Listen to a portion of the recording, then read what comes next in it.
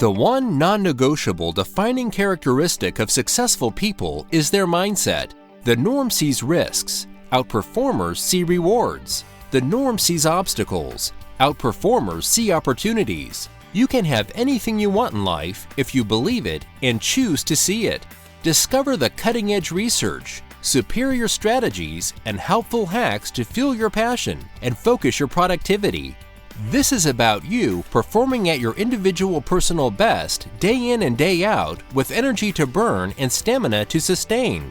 Buckle up, you are listening to the Outperform the Norm podcast, hosted by Scott Welle. It's go time.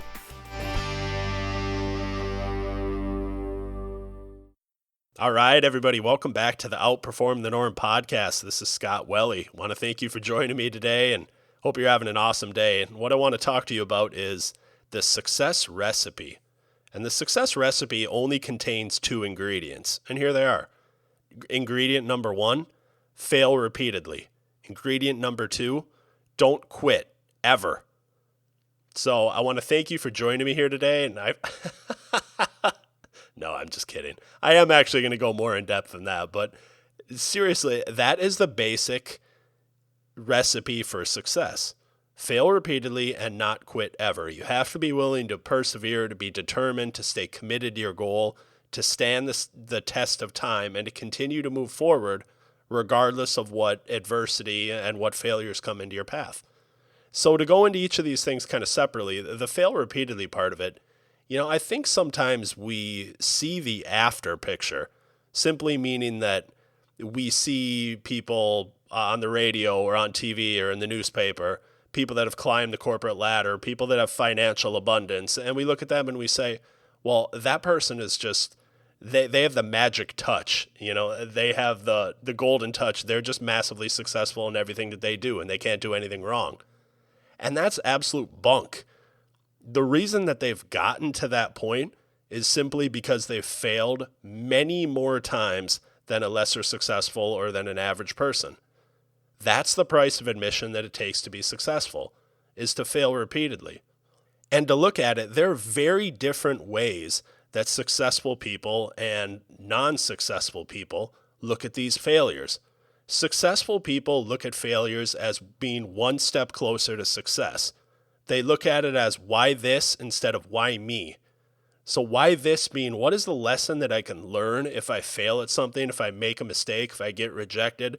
What can I learn from it that's going to make me better the next time? And they look at it simply as a staircase. Every single time, even if they fail, they don't go back down to the bottom. They are still climbing up that staircase and they're one step closer to getting to the top. And the top of that staircase is their given level of success that they want to get to. And you contrast that with a lesser successful person. When they're rejected or when they don't have something go their way, they internalize it and they look at it as a knock on their intrinsic value as a person. And it can damage their self-esteem, their confidence, it can leave them scarred. It can leave them not willing to put themselves out there again, not willing to take action. And this happens all the time.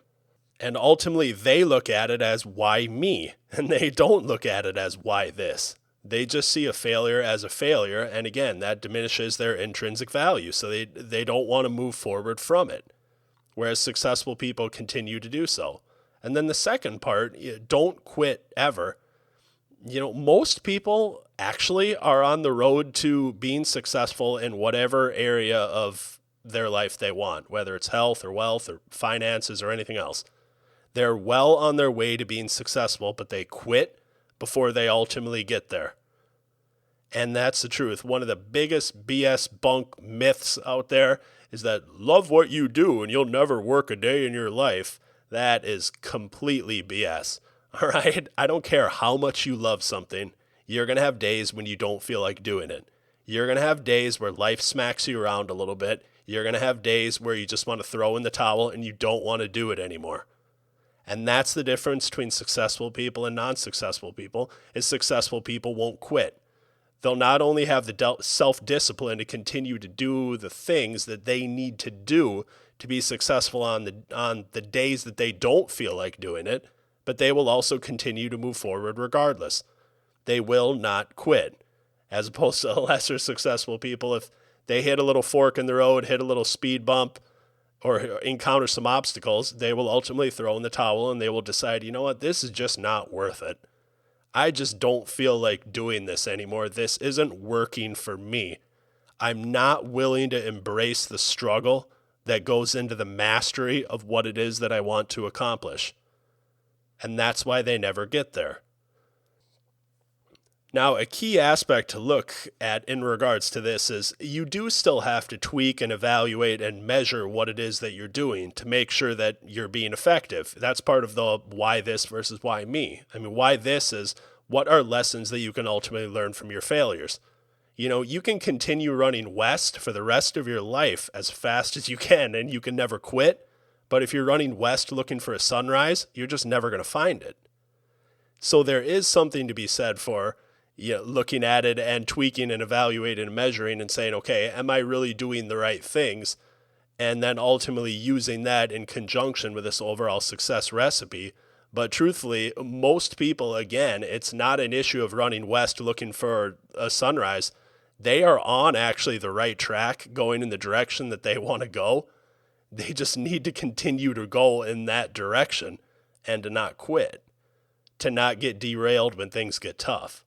And I really think about some of the athletes and some of the highest performers in sports that I've studied over the years. And sometimes when I do presentations, I'll throw out some stats. And, I was a huge Michael Jordan fan growing up. I was that kid that had posters of him and used to clip out newspaper articles and tape them up in my bedroom because I just loved Michael Jordan.